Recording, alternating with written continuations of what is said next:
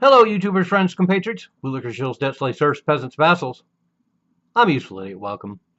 And today I want to talk about this interesting speech that the CEO of Ford, Jim Farley, said recently. And it really has broad implications. And this is something that a lot of people have already thought about. But for him to come right out and say it, particularly in the context of employment issues that we have in this country now, we've got massive layoffs. We have attrition in the government. We have massive layoffs in corporate America, blue collar and white collar.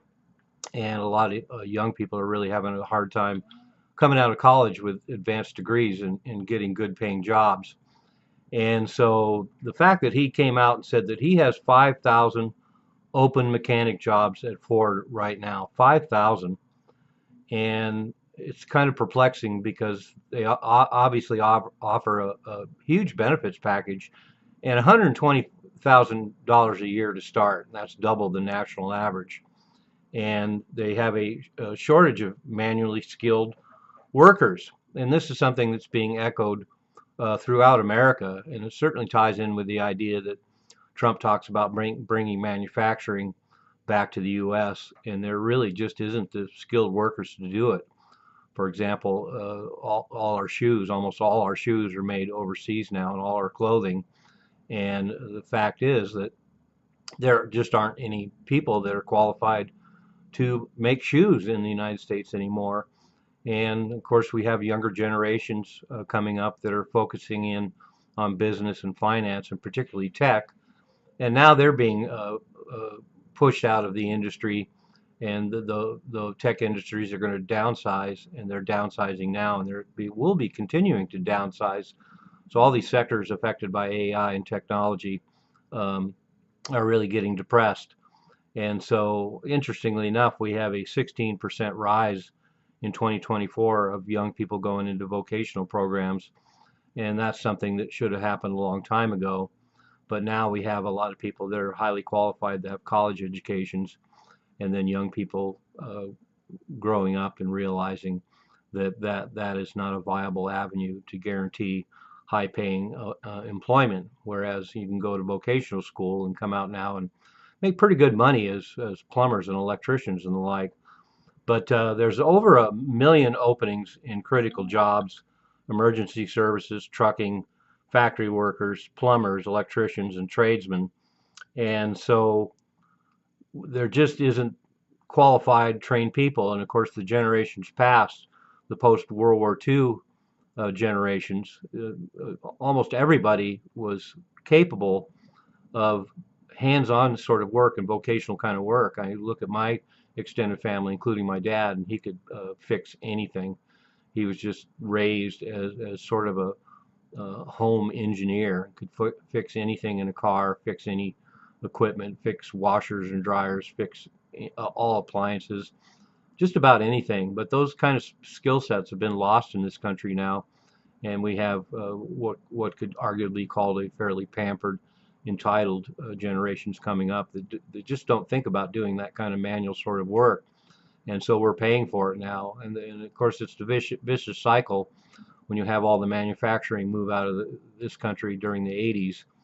So now we have, 40, 50 years later, and there hasn't even been any training ground for people to go into this kind of work. But that said, speaking of manufacturing, there's 400,000 manufacturing jobs open right now, even with the depressed manufacturing industry in the United States, and 400,000 openings. And there's just people that don't want to do that kind of work and are not trained to do it.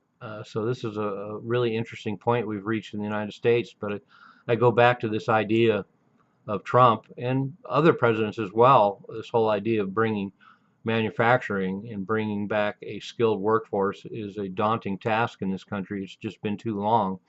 And we see a country like China and even Japan, where they've been ahead of the game, and they train their populations to do all kinds of jobs. And there's a lot more dignity to doing those kind of jobs in those countries. So China particularly has a very large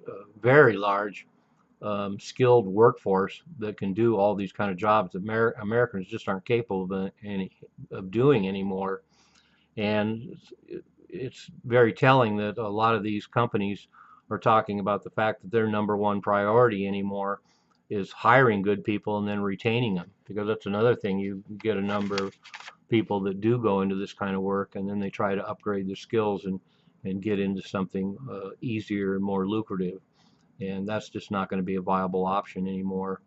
As I mentioned, people are coming out of college with advanced degrees in tech and finance, and they're not finding jobs.